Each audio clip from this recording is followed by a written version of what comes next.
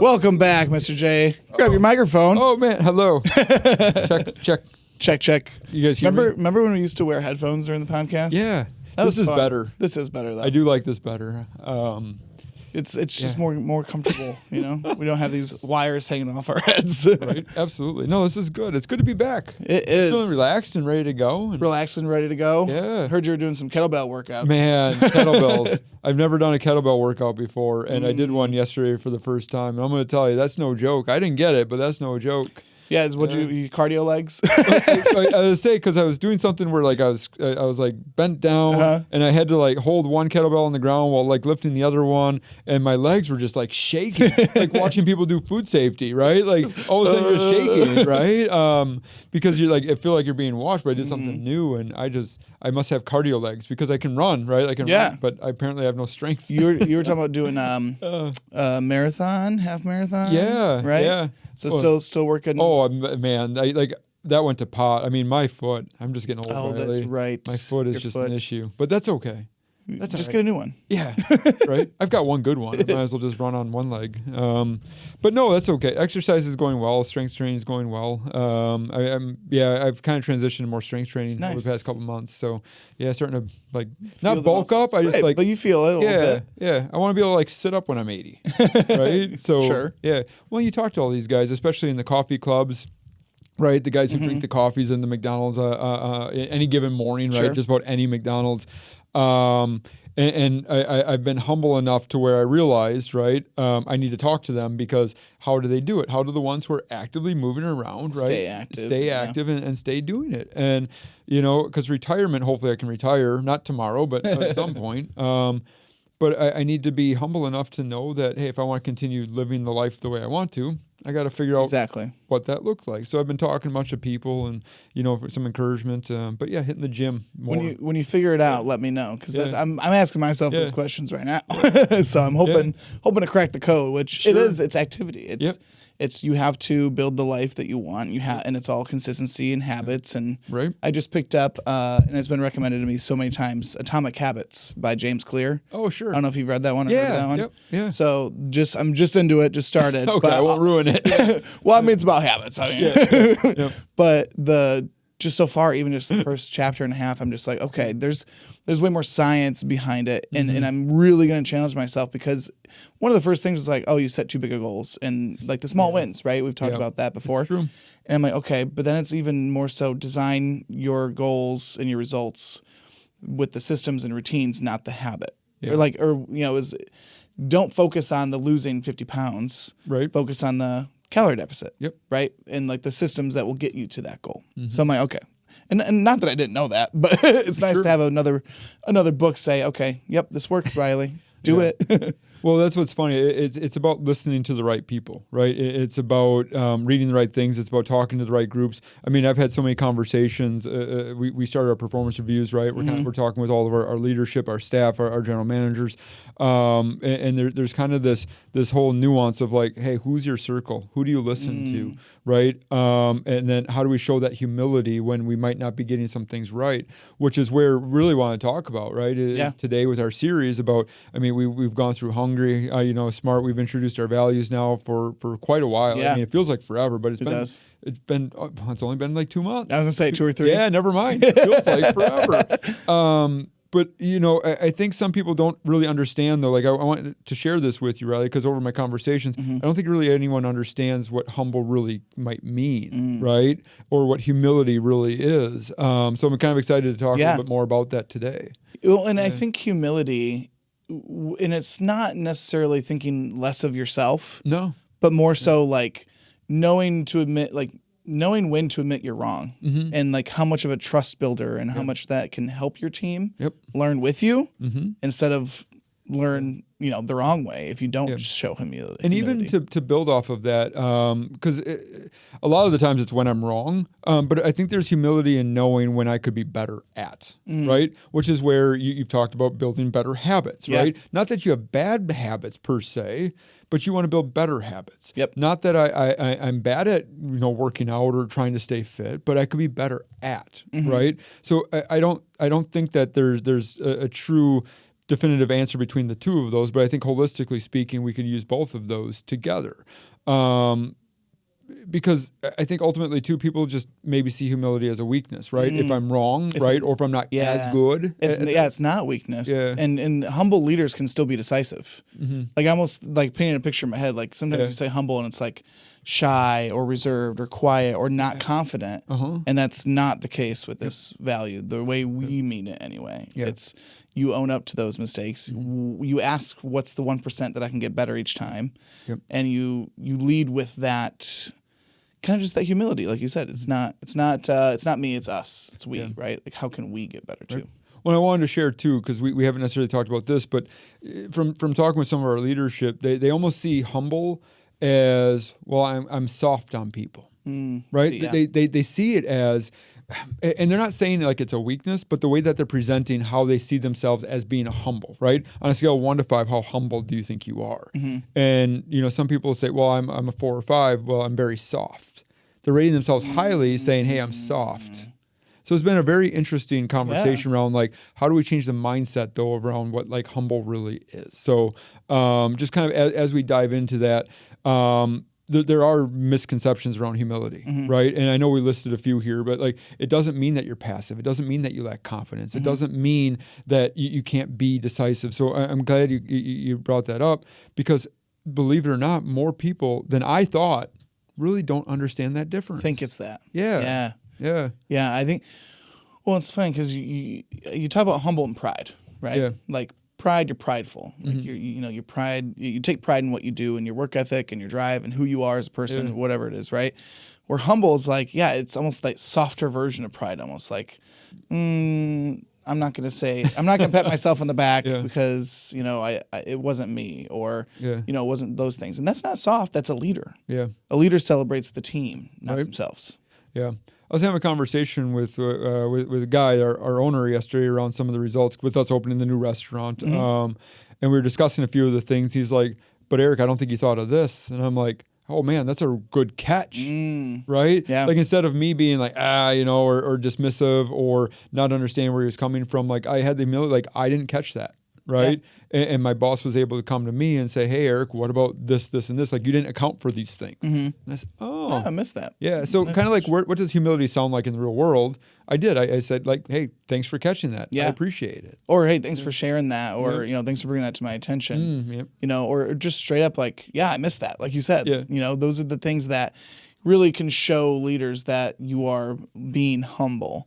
Or just you can even ask somebody to elaborate, like clarifying questions. Can you explain that to me another way? I didn't quite understand it. Yeah. There's a quote too by Simon Sinek from a long time ago where he was I think I've probably talked about it on this podcast before, but he was sitting in a room with a bunch of C-suite executives at this big company, and they had some consulting firm come in and lay out this whole thing, and all the C-suite executives are like, yep, we got it, yep, makes sense.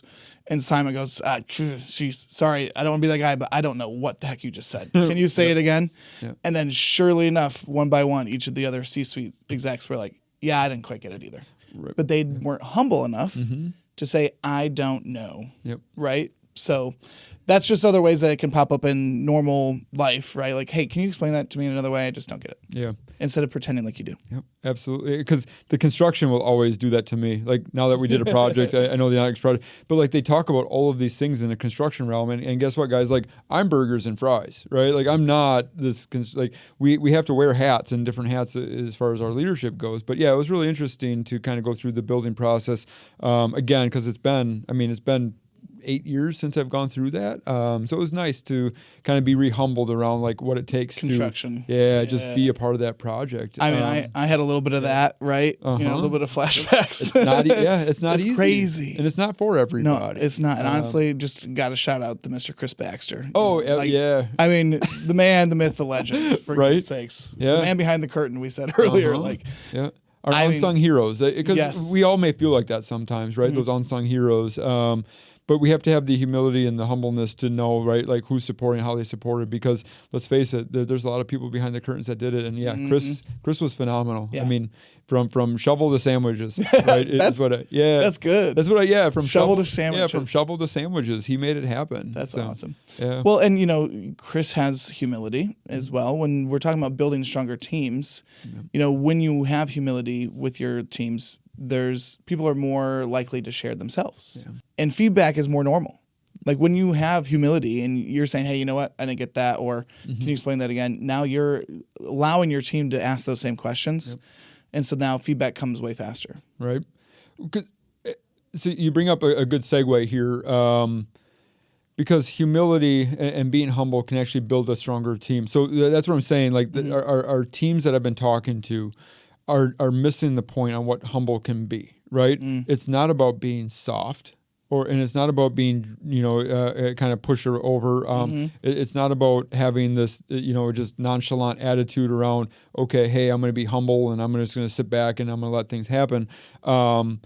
But we want it to build stronger teams. We want people who can speak up. We want them to be able to use their platforms to get more information, right? Like, it's okay not to know what you don't know.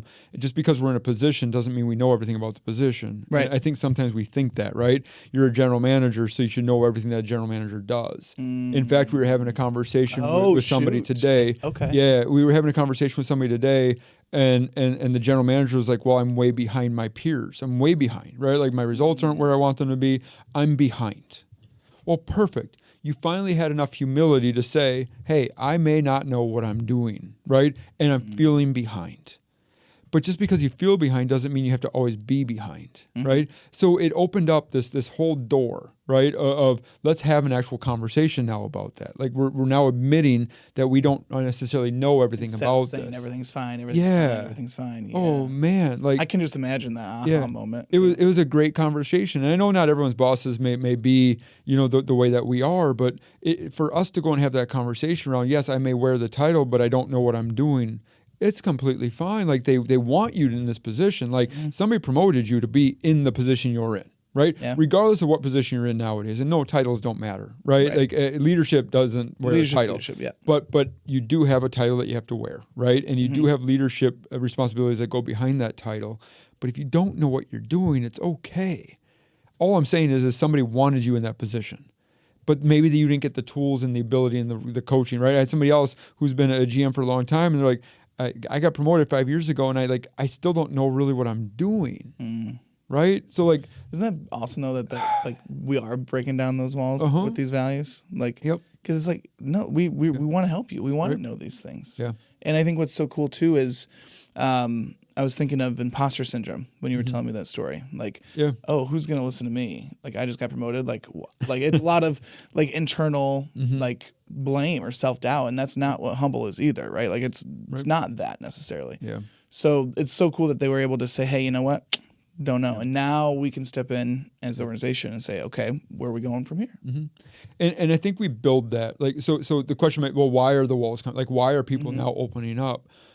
Because I think we as an organization encourage our leadership, like myself included, to be open around what we don't know, right? Like, we can ask questions without persecution, right? Like, I can go to you and say, hey, Riley, like, tell me more about this. Show me how to work this machine. Show me what that means when you do this, right? Even putting the podcast stuff together. Like, I don't know everything you do. Show me a little bit more about that. I'd love to learn, right? Like, so I think just having that openness from the top down and across the board without repercussion, without somebody saying, well, now you're going to lose your job. Yeah. Like, the gotchas. Like, that's not the point of this. So I think everyone in general should feel like they can be humble and that they can have a little humility and that they don't have to know everything. But, unfortunately, it doesn't always go that way, and that's hard. But we can live it.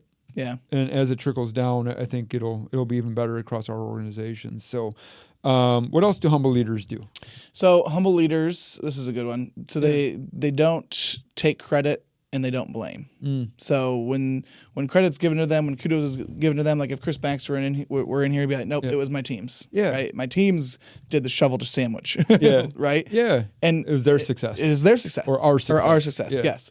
Yeah. And I think that's a true characteristic of a humble leader, because it's not them. It's us, or it's them. Right? It's not an individual person that's looking for the success. Yeah. And then when something does go wrong, because it will, right? They take they take the accountability. Oh, yep, I missed that. That was my bad. Hey, next time I'm going to make sure that notification's in my calendar a week before, and I'm going to make sure that we don't miss that. Okay. Yeah, I'm gonna share too, just because as you were saying around the accountability and responsibility, because I think there's roles accountability, right, and who's in charge of some of the results. I kind of phrased it this way, because we were having one of these conversations with a restaurant leader the other day, and they said, well, they're my results. The restaurant's results, well, they're my results. And I said, you're right. Those results are your restaurant's results. But if your team isn't being successful, if they can't run their shifts properly, then whose fault is that? Well, it's mine. I said, perfect. Okay, so you're going to own those results. You're going to always but do you always have to own those results? Well, no, eventually, right? Your shift manager should own the shift results. So how do we differentiate between the two is really kind of the question, right? Because yes, we want to own those results when they're poor, and we want to give credit when they're great. But here's the thing, right? Like technically, if I'm the leader of the organization, it's not your fault as the general manager. It's my fault for your results. So how do I shift that responsibility? How do I shift the accountability? Right. The accountability versus responsibility. Yeah. And I think those words can be interchanged a little too easily at points. But ultimately, if I'm giving the general manager all the tools and resources to be successful, and I'm listening to their feedback, I'm having one-on-one conversations, I'm doing coaching, doing what you're doing developing. As a leader. Yeah. Yep. If I'm doing, and they know exactly what I'm holding them accountable to, now it's their accountability, and I can sleep at night knowing that I've given everything to them. And I think that's the same for any team that you lead, right? If you feel that it's your fault, then you didn't do enough. Then what are you doing to shift that so that way you can hold your team accountable? Because a lot of people are afraid of accountability, right? And holding their team accountable to those results. But if we developed them, if we did internal verifications, if we gave them the results that we're looking for, if we're consistent in our conversations, we actually give feedback, because once again, I know we're going to talk about that, right? But like, we have to be able to take feedback, but we also have to be able to give feedback. So I think just from an accountability standpoint, being humble enough to know too that it's not always your responsibility, but you have to teach them so you don't have to own that responsibility. Yeah.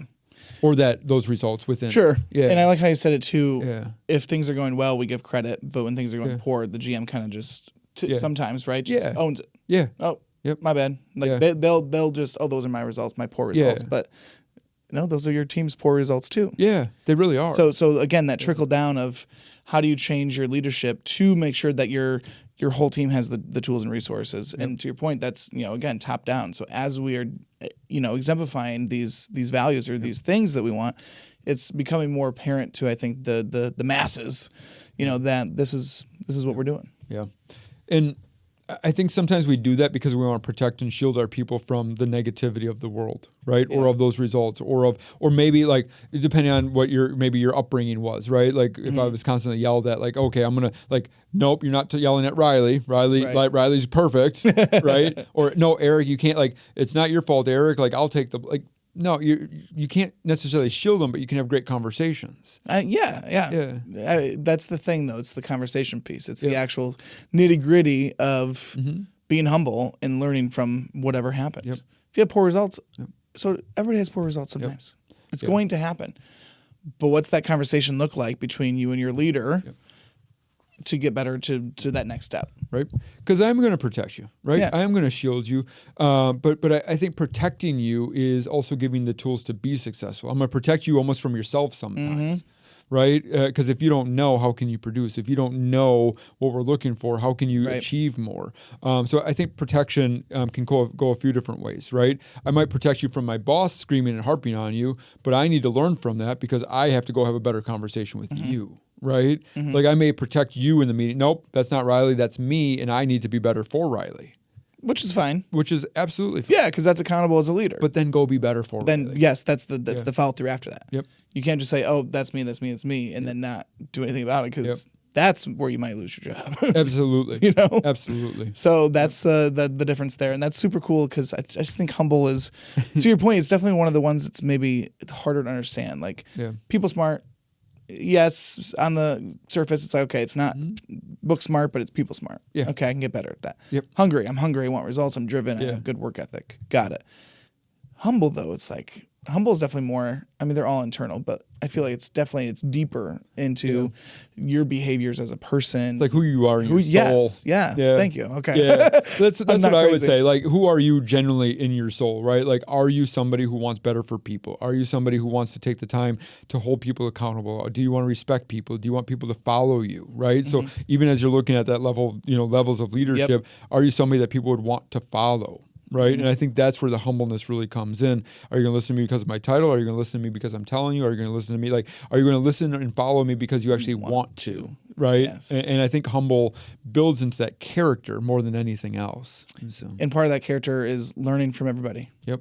Leaders learn from the crew person, the maintenance person, the director, everybody. There are so many good ideas out there. And they don't gatekeep that learning too. Yep. Like how many, I'm sure can't think of a specific time, but I'm sure we've been like, oh, I was talking to so-and-so the other day, Eric, and they said this. Yep. And it's like, and you're like, oh my gosh, that's so cool. Right. Like we all share that knowledge. Yeah. We're not gatekeeping that. Right. Yeah, it's true. Everybody has value. And I think when we look and we ask and we find the right questions, you can find the value there because I don't know everything. Right. You don't know. We don't like together. We just be so much better. So I think having a growth mindset in all of this, right, as far as just wanting to do better, will only make us stronger. And it has made us stronger. It has, yeah. And you can't learn anything if you think you already know everything. Yep. But I do. I know so much. No. You know so much. I tell you, I'm mixed smart, man. Everywhere else, I'm a little dumb. But I'm getting better and better. And our team continues to help us get better and better. So, yeah. Yeah, that's humble. Humble.